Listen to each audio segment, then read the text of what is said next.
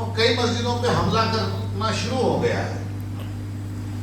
یہاں تک بھی بات چلی گئی ہے کہ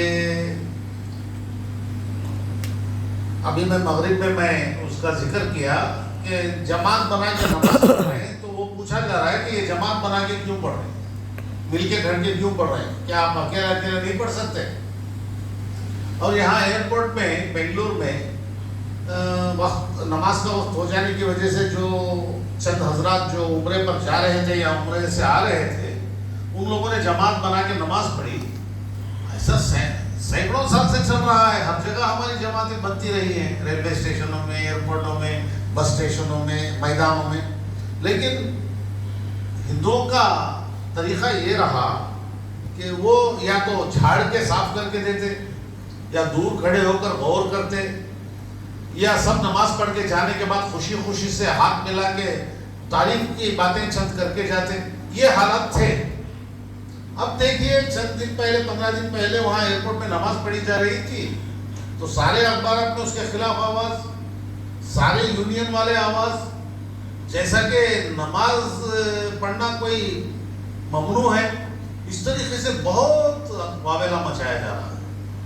یہ سب ہماری آنکھیں کھولنے کے لیے کافی ہے کہ ہندوستان میں اسلام کے خلاف ایک بہت نفرت کا ماحول پوری طرح سے پیدا کیا جا رہا ہے. کامیاب بھی ہو رہے ہیں. وہ کامیاب کس لیے ہو رہے ہیں؟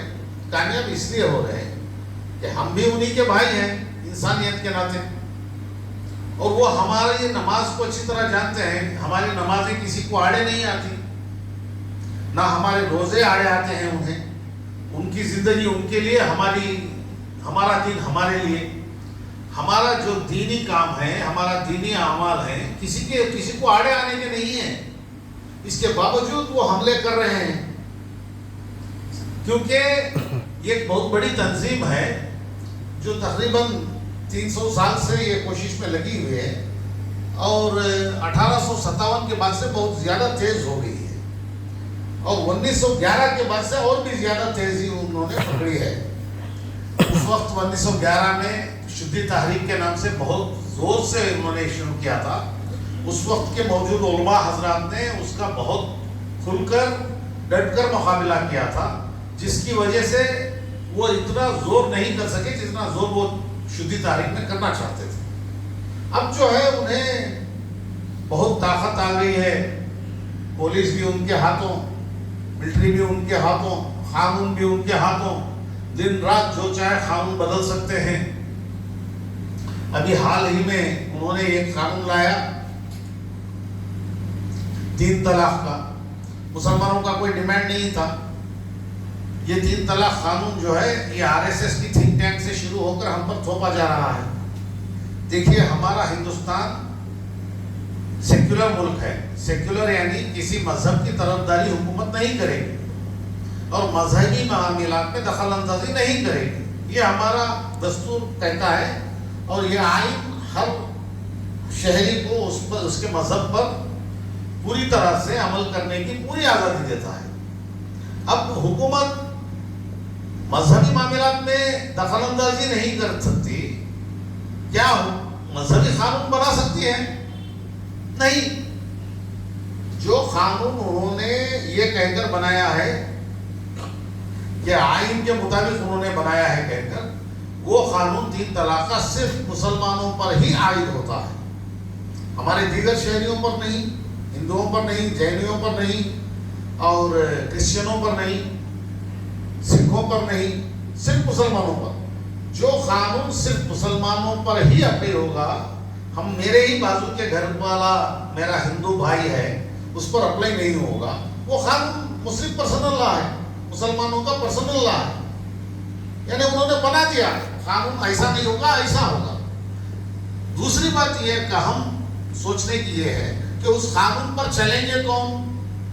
کیا قانون بنانے والوں میں سے کوئی چلے گا اس قانون پہ یا اس پر لاگو ہوگا؟ نہیں. پھر کون؟ مسلمان. لاگو کون کر رہے ہیں؟ غیر مسلم تھنک ٹینک RSS.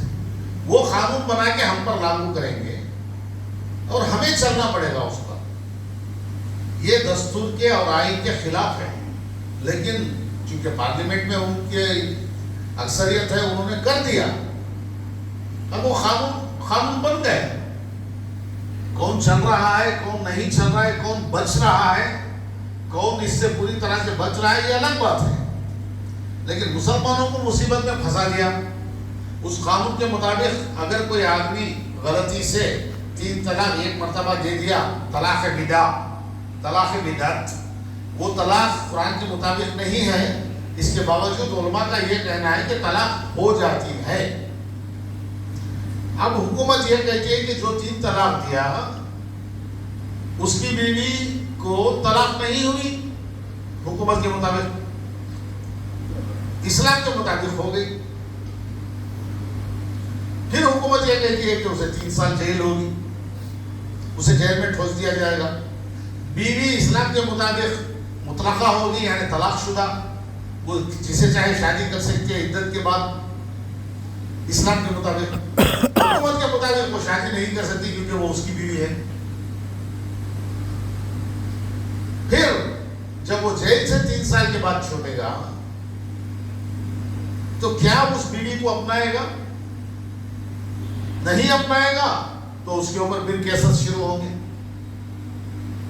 وہ کمائے گا کیسے، اور 3 سال اس کو کیسے نبھائے گا، اس بیوی کو جو اس کے مطابق اور اس کے دین کے مطابق مطلقہ ہے، اور 3 حیض تک اس کا خیال کرنا تھا، بعد میں کچھ دے کر بھیجنا تھا. اس کے بجائے حکومت کہتی ہے کہ تیری بیوی ہی رہے گی، اس کا مذہب کہتا ہے کہ وہ تیری بیوی نہیں رہے گی.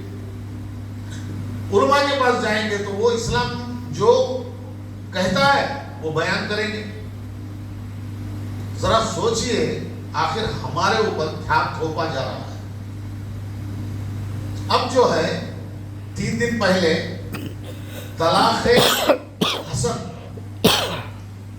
حضرت طلاق احسن بھی ایک طریقہ ہے کیا؟ طلاق حسن ایک ہے، طلاق احسن بھی ہے. اور طلاق حسن میں یہ ہے کہ ایک وقت طلاق دے کر اگر کسی کو طلاق، یعنی طلاق کوئی مذاق نہیں، طلاق نہ اللہ پسند کرتا ہے، نہ اللہ کے رسول پسند کرتے ہیں، نہ علماء پسند کرتے ہیں، نہ کسی کو بھی پسند ہے. سب لوگ اپنے اپنی بیوی کے ساتھ آرام سے رہنا چاہتے ہیں. جہاں زندگی اجیرن ہو جائے، کسی عورت کے ساتھ زندگی گزارنا عذاب بن جائے، یا عورت کو مرد کے ساتھ زندگی گزارنا عذاب بن جائے، تب طلاق یا خلا کی بات آتی ہے. ایسے وقت میں طلاق کا طریقہ اسلام نے یہ بیان کیا ہے کہ ایک طلاق دے کے خاموش رہے، وہ بھی طہر میں، یعنی حیض کے بعد بیوی سے ملنے سے پہلے. پھر